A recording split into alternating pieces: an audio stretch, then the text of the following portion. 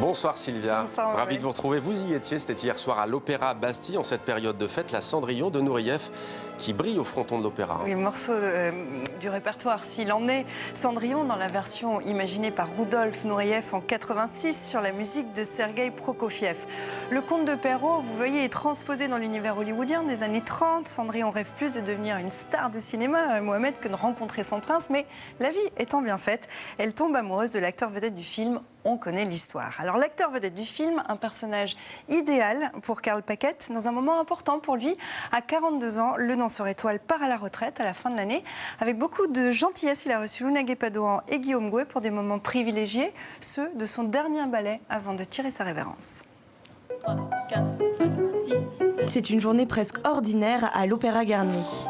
Karl Paquette est en répétition et 35 jours avant sa première dans Cendrillon, le danseur redécouvre le rôle de l'acteur vedette.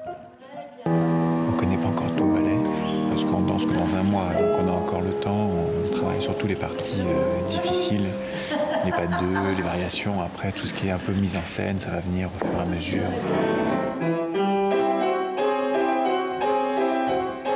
Pour le danseur, c'est aussi l'heure des dernières corrections. Et alors attends, pour ce petit saut dont on vient de parler, là, Karl, tu peux aussi accepter de changer de rail.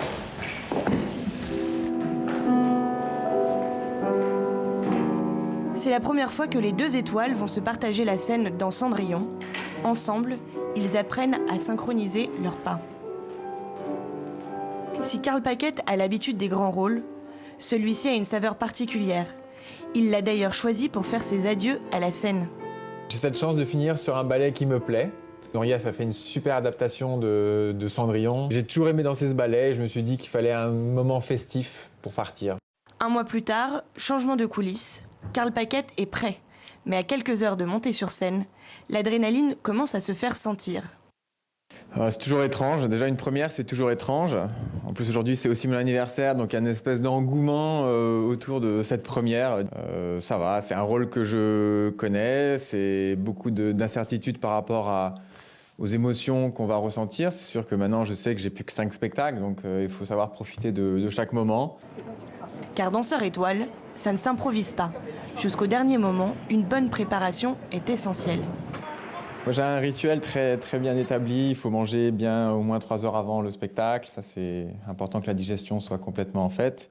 Et après, il y a le maquillage, coiffure, un petit temps calme aussi, de concentration aussi sur tout le déroulé du ballet. Puis après, c'est la mise en condition, on met le costume, on se chauffe et on lâche les rênes. Après sa dernière le 31 décembre, Karl Paquette commencera une nouvelle page de sa vie. Son nouveau rêve, transmettre aux plus jeunes sa passion pour la danse.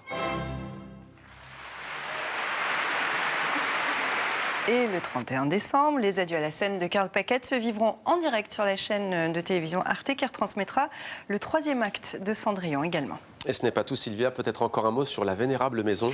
Oui, vous en avez déjà parlé ici dans la culture. 2019 est une année très importante avec un double anniversaire. L'Opéra national de Paris célébrera les 350 ans de l'institution créée en juin 1669 et les 30 ans de l'Opéra Bastille, gala inaugural les 30 et 31 décembre. Donc une fin d'année chargée à l'Opéra.